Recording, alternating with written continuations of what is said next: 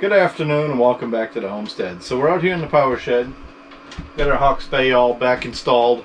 After the engineers left, we got our conduit in, made everything look good. Got our DIY inverter, which we'll talk about here in another video coming right up. What I wanted to show you today is how to update the firmware in your Hawke's Bay. So you'll notice that my Hawke's Bay is actually running. It's making 12 amps. So I got my phone up and I'm going to go to the MNBLE app. I'm going to open that. It's going to find all the Midnight Bluetooth things, if you will, that I have running here.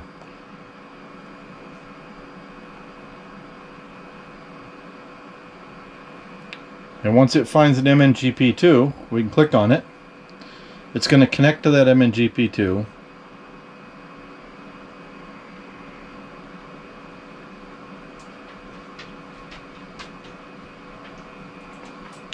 And now it's going to show us everything in the system. We have an MNGP2 and a Hawke's Bay. So we're going to go ahead and click on the Hawke's Bay. And it asks us if we want to update it. We'll say yes. And it's going to now send that code to the Hawke's Bay. You'll notice that the Hawke's Bay has stopped actually charging. It shut itself off to do the update. And now you'll watch the cell phone.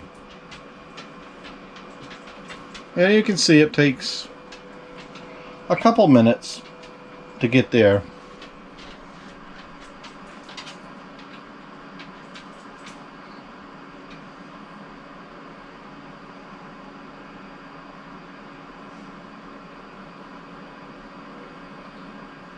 And you'll see it's all done. It says it's all done. We click OK.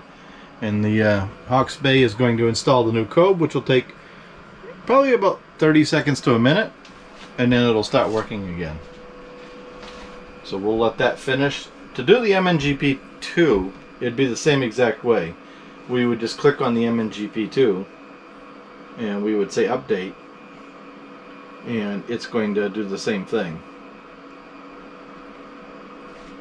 So now it's sending a file to the MNGP2. Now the charge controller will actually start running again while the MNGP2 is updating. So that's about it. That's how you update the firmware in a Hawke's Bay or the future Barcelona when we get firmware for it.